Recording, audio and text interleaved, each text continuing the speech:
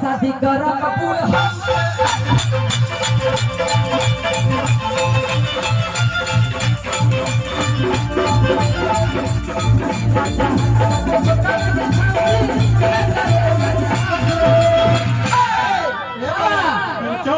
जिला जहानाबाद बताए थे कि जिला जहानाबाद के बुढ़ावा के छोड़ी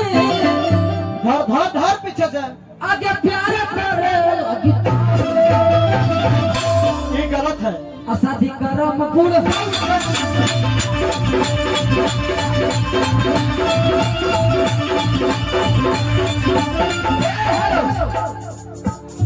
कि बुढ़ो माला खाले बुढ़िया खाले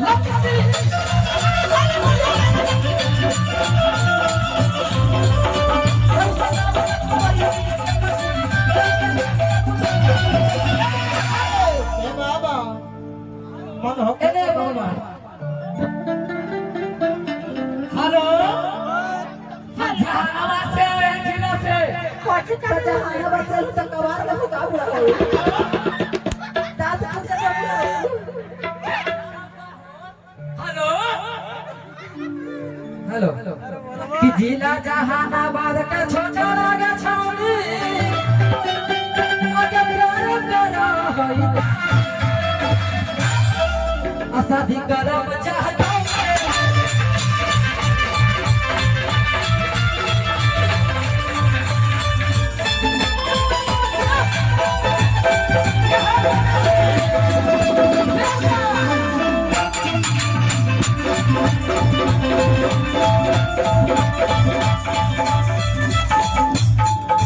चुमा ले खुद का कोई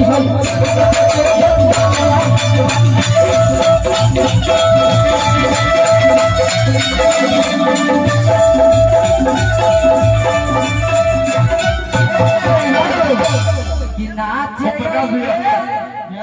ये बात बाबा है ये बाबा तो एगो बात साबित कर देला कि जहानाबाद के बूढ़ों में भी जोश होता है। शरीर बेशक कछुआ हो जाए लेकिन मन खरगोश होता है। जहानाबाद के बूढ़ों में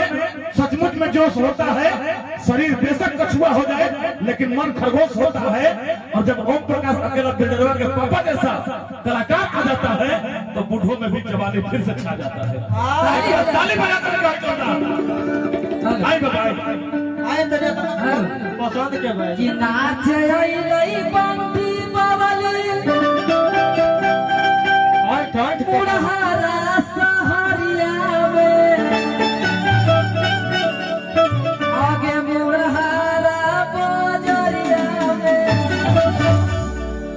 अचुमा ले थुना बुढ़ावा का जय हो कमर हिले आधार गया कमरिया में बाबा बाबा अचुमा ले थुना